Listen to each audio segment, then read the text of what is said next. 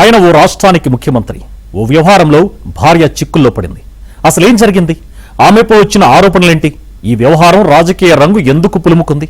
CM భార్య చుట్టూ ముసురుకున్న వివాదం వెనక అసలు కథేంటి?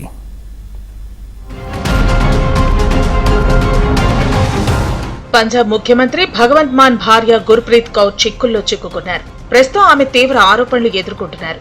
ఓ అత్యాచార కేసును మాఫీ చేసేందుకు గుర్ప్రీత్ కౌర్ 5 కోట్లు డిమాండ్ చేసినట్లుగా జాతీయ మానవ హక్కుల కమిషన్ కు ఫిర్యాదు అందింది.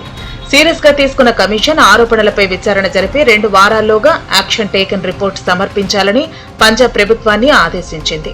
ఈ ఆరోపణలను రిటైర్డ్ పంజాబ్ న్యాయమూర్తి జస్టిస్ రంజిత్ సింగ్ బహిరంగంగా చేసినట్లు పేర్కొంటూ లీగల్ రైట్స్ అబ్జర్వేటరీ ఎన్హెచ్ఆర్సీకి ఫిర్యాదు చేసింది. అత్యాచారం కేసుకు సంబంధించి ముఖ్యమంత్రి భార్య పేరును ప్రస్తావిస్తూ 5 కోట్లు డిమాండ్ చేసినట్లు రిటైర్డ్ న్యాయమూర్తి చెప్పారని ఫిర్యాదులో పేర్కొన్నారు.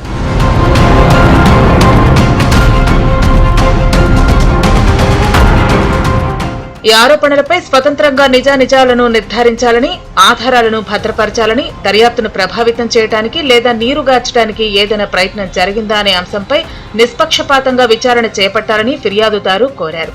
బాధితురాలికి న్యాయం అందటం వ్యక్తుల హోదా, పలుకుబడి లేదా అధికారానికి అతీతంగా ఉండాలని ఎల్ఆర్ఓ పేర్కొంది. ఈ ఆరోపణలు ప్రాథమికంగా బాధితురాలి మానవ హక్కులను ఉల్లంఘించే అంశంగా కనిపిస్తున్నాయని ఎన్హెచ్ఆర్సీ బెంచ్ పేర్కొంది. ఈ నేపథ్యంలో పంజాబ్ ప్రభుత్వ ప్రధాన కార్యదర్శి డీజీపీకి నోటీసులు జారీ చేయాలని ఎన్హెచ్ఆర్సీ రిజిస్ట్రీని ఆదేశించింది. ఫిర్యాదులో చేసిన ఆరోపణలపై విచారణ జరిపి 2 వారాల్లోగా యాక్షన్ టేకన్ రిపోర్టును కమిషన్ పరిశీలనకు సమర్పించాలని ఆదేశించింది. అదే సమయంలో ఈ వ్యవహారానికి సంబంధించిన వివరాలను న్యూఢిల్లీలోని కేంద్ర హోంశాఖ మహిళా భద్రతా విభాగం జాయింట్ సెక్రటరీకి కూడా పంపాలని కమిషన్ సూచించింది. ప్రస్తుతం ఇవి ఫిర్యాదులో చేసిన ఆరోపణలు మాత్రమే. ఎన్హెచ్ఆర్సీ ఆదేశాల మేరకు జరిగే విచారణలో ఆరోపణల వాస్తవికత తేలాల్సి ఉంది.